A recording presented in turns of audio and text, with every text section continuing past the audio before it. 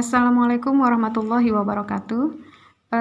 Kali ini kita akan coba membahas tentang soal gaya Coulomb seperti di video sebelumnya yang sudah pernah saya janjikan.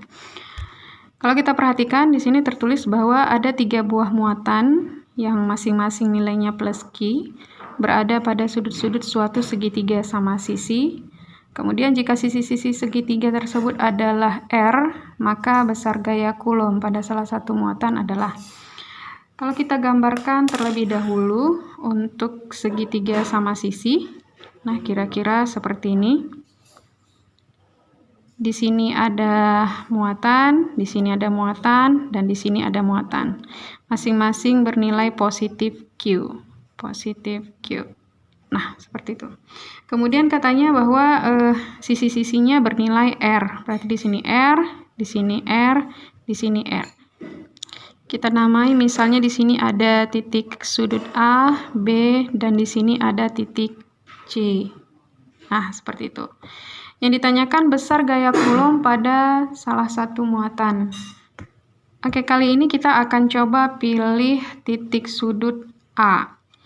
Kalau kita lihat pada titik sudut A, maka muatan di A akan berinteraksi dengan B, begitupun A dengan C.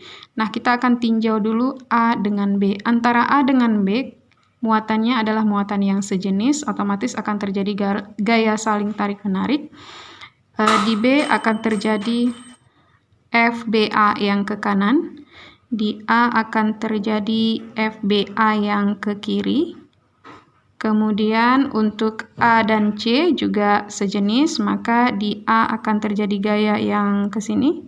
Ini adalah FAC. Kemudian A dengan C di sini akan terjadi yang namanya FCA. Yang kita perhatikan adalah gaya yang terjadi pada titik sudut A. Karena ini merupakan segitiga sama sisi, maka tiap-tiap sudutnya itu pasti akan bernilai sama. Jumlah sudut pada suatu segitiga adalah 180 dengan 3 buah sudut yang besarnya sama, otomatis di sini punya sudut sebesar 60 derajat. Begitupun di sini 60 derajat dan di sini juga 60 derajat.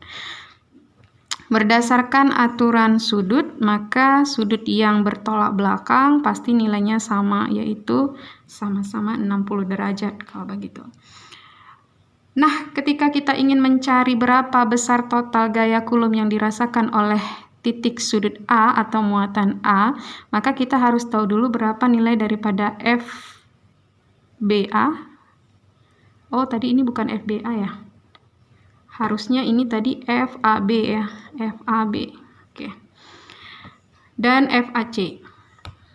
Jadi kita juga harus tahu nilai daripada FAB dan FAC.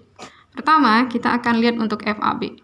Kalau ingin melihat nilai daripada FAB, berarti nilainya adalah K dikali QA dikalikan dengan QB perkan dengan RAB kuadrat. Sama dengan K dikalikan dengan QA. Muatan di A adalah Q, muatan di B, di muatan di A Q, di muatan di B juga Q. Perkan dengan RAB, jarak antara A dan B itu adalah senilai R. Maka dibuatlah di sini R kuadrat. Nah, menjadi K dikali Q kuadrat per R kuadrat. Itu untuk FAB. Kemudian FAC. FAC berarti rumusannya K dikalikan dengan QA dikalikan QC per RAC kuadrat.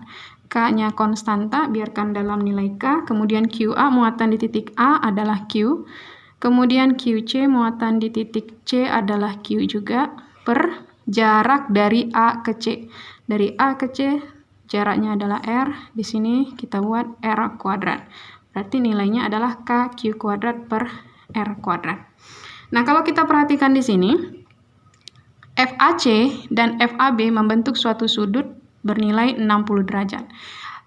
Untuk materi vektor kita sudah diajarkan mengenai cara penjumlahan vektor yang membentuk sudut seperti ini. Nah, jadi ketika kita ingin mencari nilai daripada FAB ditambah dengan FAC, maka hasilnya adalah akar dari FAB kuadrat tambah FAC kuadrat ditambah dengan 2FAB kali FAC dikali dengan cos 60 derajat. Kenapa 60 derajat? Karena 60 derajat adalah sudut yang dibentuk oleh FAB dan FAC.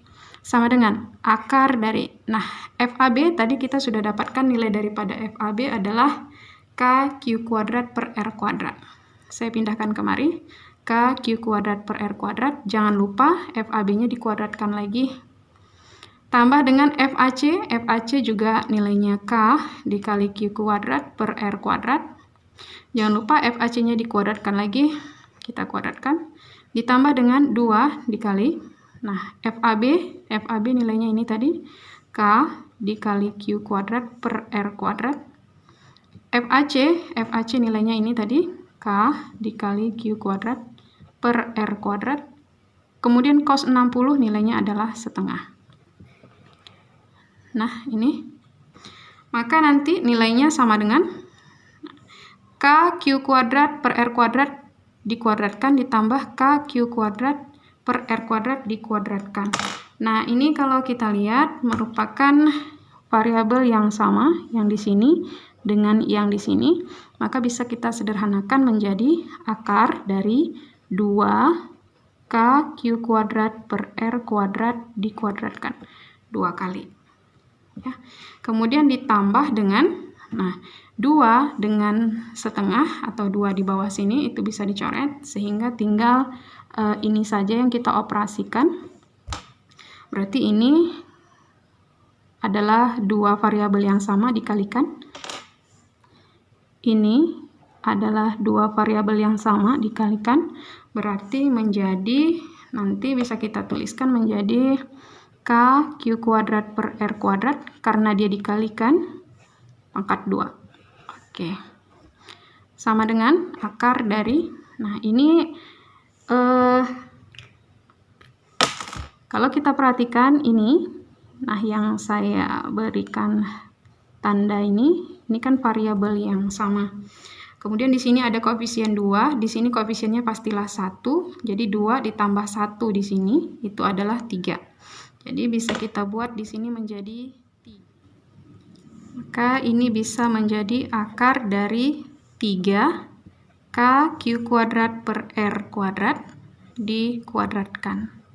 Nah, seperti ini. Kemudian yang di sini, ini bilangan ini dikuadratkan, kemudian diakarkan, pasti hilanglah kuadratnya. Sehingga jadinya tinggal kuadratnya hilang, K Q kuadrat per R kuadrat. Kemudian akar dari 3 kita tuliskan akar 3. Oke, jadi seperti itulah kira-kira pembahasan untuk soal ini. Soalnya masih berupa simbol-simbol, belum dimasukkan angkanya. Jadi soal ini sering muncul sebagai contoh soal, biasanya saya buat dalam ketika materi pembelajaran tentang gaya Coulomb atau menjadi soal ulangan ketika saya memberikan ulangan mengenai listrik statis. Jadi hari ini saya rasa untuk soal gaya Coulomb cukup sampai di sini. Semoga bisa dipahami dengan mudah dan Assalamualaikum warahmatullahi wabarakatuh.